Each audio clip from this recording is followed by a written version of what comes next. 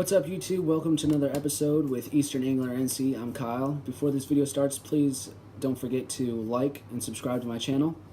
Today I'm going to be doing a lure review on one of my personal favorites, the spinnerbaits. I have a couple kinds that I'm going to show you. Starting off with this one right here. This is one of my favorites.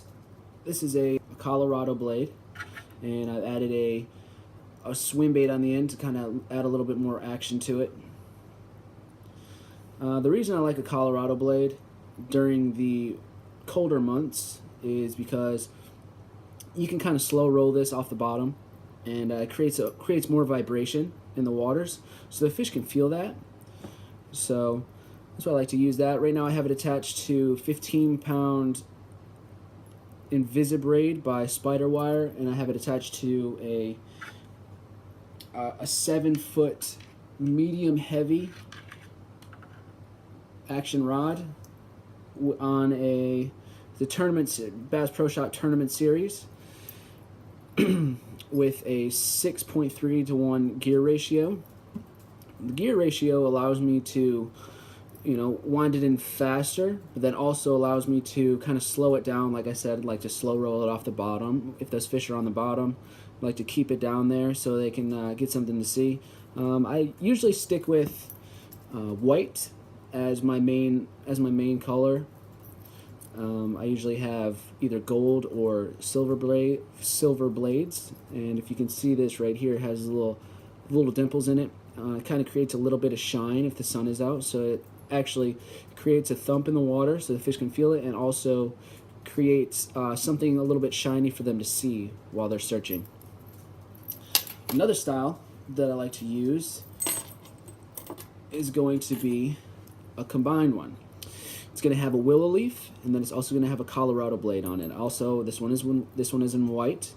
The reason I like the willow leaf, kind of has a little bit more action in the water.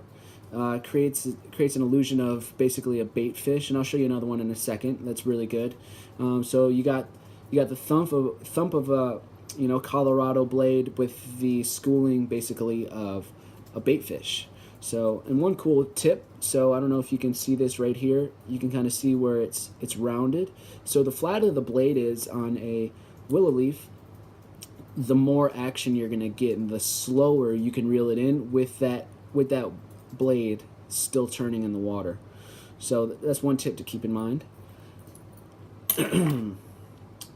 Another one, which is an all willow leaf, which is this one right here. It's got 2 blades, but I like using this one right here.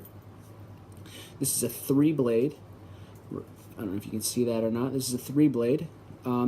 This color of this one is white and gold.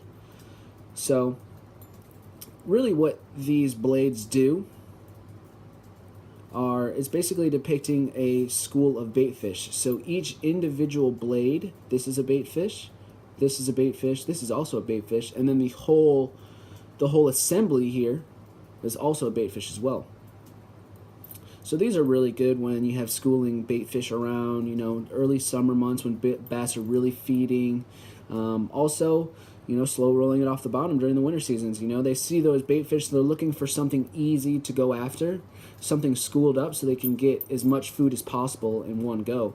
So they're more likely to go after this than, say, I have these ones that I use a lot too. I catch some big bass in this, even though this is a different size. This is a lot smaller compared to this, and this is also a Colorado blade, but I've caught some big fish on this as well. But these are very light, and primarily I use these on a spinning rod, because with a bait caster, this is like I think this is 1/4 ounce, so it's a very difficult spinnerbait to cast with not having the right tools. That's why I usually use a spinning reel, because it's easier to cast, more line goes out, you don't have to control it as much. Thank you so much for watching, and please remember to like and subscribe to my channel. Fridays I will be coming out with a new video, putting the lures that I described, like this one, in action, and see if I can get on some fish. Thank you guys for all the support, and keep fishing.